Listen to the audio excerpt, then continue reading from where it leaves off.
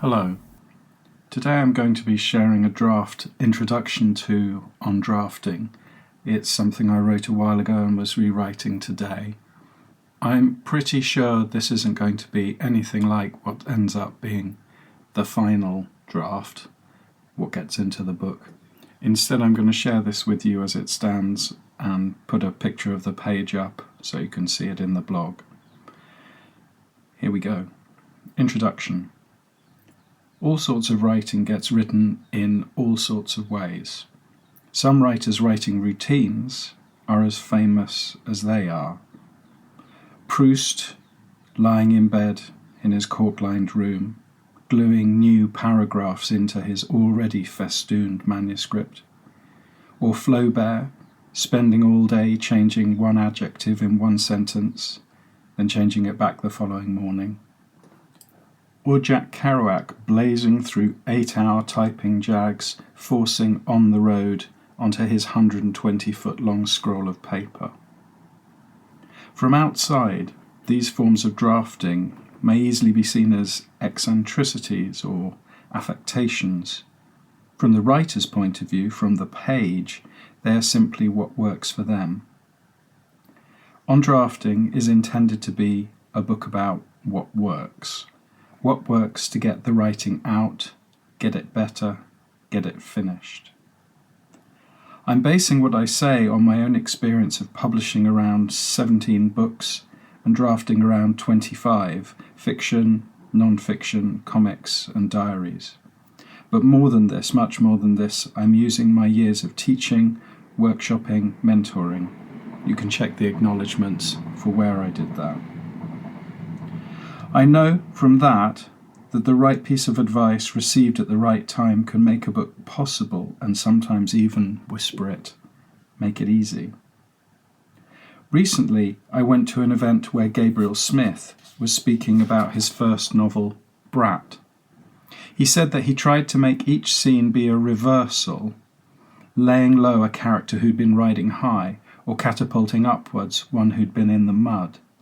He said this was an obvious thing to say, but it made me go, and I wrote a 40,000-word novella in 2 months. And that was an idea I'd had lying in a notebook for 12 years. I don't know you, unfortunately, and so I don't know what you're like as a person, or more importantly, what you're like as a writer. The first draft of that sentence read, "What kind of writer you are," but then I hesitated over whether I believed there are kinds of writer. I crossed out the line and rewrote it, so as to get closer to what I wanted to say, and now I'm in my usual state of wondering whether the change I've made is an improvement, and if so, is it the right sort of improvement? Writing can be too well written.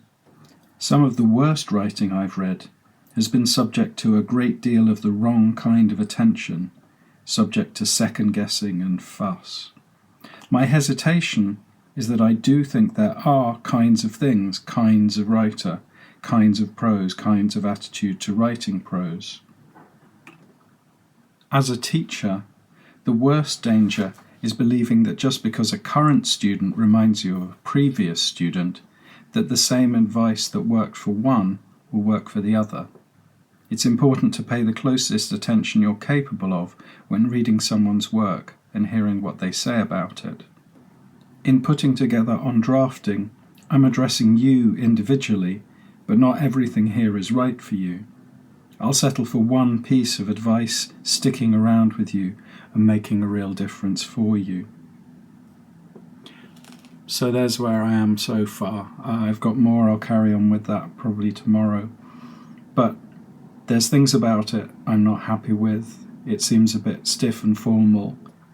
It's part of the genre to say what your experience is and to talk about the number of books you've written and the amount of hours of teaching you've done. And I suppose I'll have to do that, but I feel slightly shamefaced as I do it. So that's where I am. Your reactions to it, your suggestions for where it could start instead. And I'm going to be, as I say, putting a page of this up on the site so you can see what it looks like, what my handwriting's like, what my crossings out are like, and so on. Thank you for listening. Please like, share and subscribe, and I hope to see you soon.